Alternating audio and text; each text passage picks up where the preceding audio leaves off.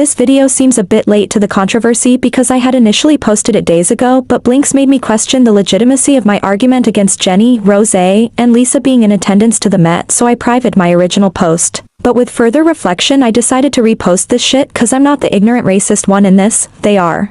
What is dandyism? In terms of African American culture, it's not simply an aesthetic created with the purpose of men to stand out among their peers by being impressively dressed. Coming in at full force in the 1920s during the Harlem Renaissance, known for being a hot spot for African American innovation artistically and literally. It is both the look and reclaiming of black importance and passion by mixing in dabs of African American culture with traditional silhouettes. Black dandyism isn't just about looking sharp. It's a statement, a mental and societal symbol of excellence, formed in direct defiance of black stereotyping. Black dandyism is making the statement that, hey, I'm black and I'm proud of that, and I do, actually fit in spaces of opulence and luxury that are often denied to me. I hate the word swag. I much rather the word charisma, and African Americans have a very distinct kind of charisma birthed from a shared culture, and that charisma is expressed outwardly through styles of dress. And I personally grew up with dandyism, while watching period pieces like the amazing movie Harlem Nights, a film I can't recommend enough, and the black art I'd see sold at open market river walks or in the homes of older black people.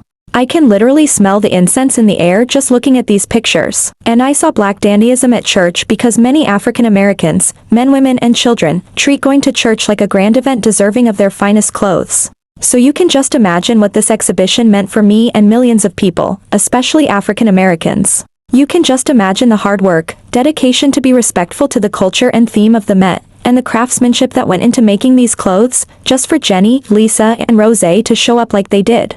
We're going to start with the least offensive look coming from Jennie. It's outstanding to me how highly regarded BlackPink is, but especially Jennie, for supposedly being fashion-forward with zero evidence to back it up. Third Met in a row and didn't slay a single one. Yeah, she's pretty, but that's it. At the Met, being pretty is basic. It's very clear that she knew what the assignment was, but she didn't actually understand it. She did not understand the source material. This is evident not only by her outfit, but when interviewed about her ensemble and how it relates to the theme, she says a whole bunch of nothing.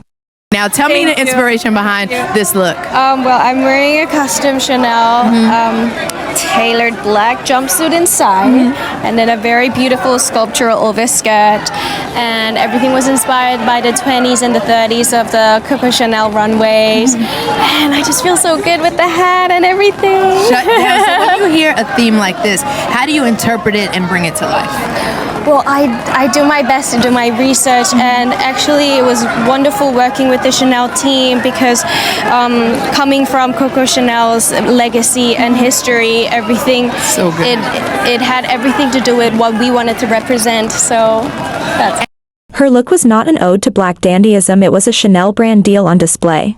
The top half was fine, her makeup was great, but the bottom half of her fit was boring, and boring is so on brand for her. Rosé is in the same boat as Jennie but worse.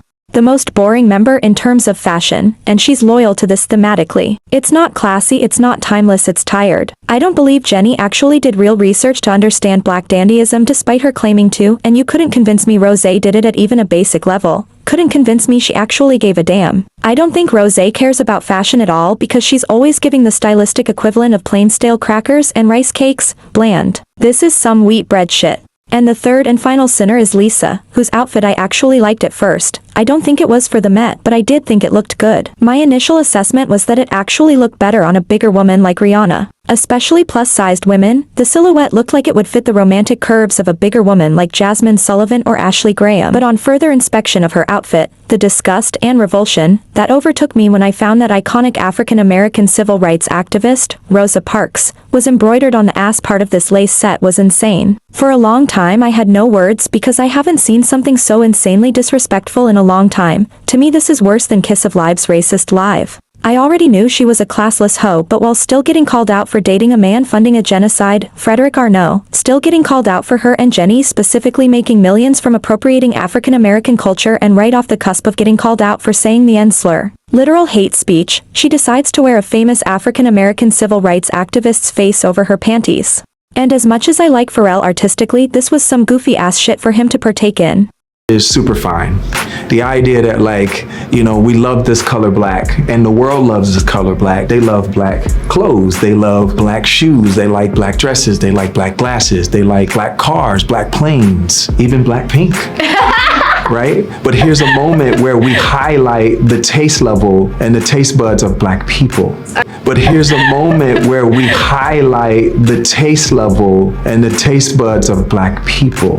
Where we highlight the taste level and the taste buds of Black people. Mind you, Anna Wintour invited their basic and racist asses, instead of Wisdom K, the modern-day black dandy, to the Met to celebrate black fashion. Like the dandy he is, he took this sign of what I'd call disrespect with grace, and even Rihanna called this out. When something like the Met Gala is invite only, the guests in attendance do go to show what the Met and what Anna Wintour have to offer. And this year Anna offered up racists the perfect opportunity to show how much care and respect they lack for Black people. Justice for Wisdom K and really Jisoo as well, because again and again, she's proven to have a timeless sense of fashion that would have paired well with this year's Met, but also a sense of fashion that will outlive her members. That'll either become heinously outdated or will forever be as boring as they've always been, all without her being racist at the same time. And let me make it abundantly clear, Rosa Parks, Maya Angelou, and Lo embroidered on her clothes makes her outfit worse. Lisa, Jennie, and Rosé's past and current relationship with racism and commodification of African American culture makes their half-assed effort for this specific theme of the Met worse. But personally requesting that a designer alter your outfit to be the equivalent of lace panties, embroidered with African American faces on it, so you can wear that to an event meant to celebrate African American culture, like Lisa, is disrespectful, period, no matter whose face it is. It's not my fault. All the members of BlackPink except for Jisoo willingly give justification to the belief that they're racist, because they continue to willingly do racist shit. So for anyone who wants to respond by calling me racist this time, get the hell over it. I will talk about race and race-based issues however I see fit on my channel. I'm very likely to say something you disagree with. But if you accuse me of saying something racist as in having any kind of hatred towards anyone based on the way they racially present, you're a fucking liar. I've spoken out against racism and all the intersectional difficulties that come with that from the very beginning, and I'll do it till the very end.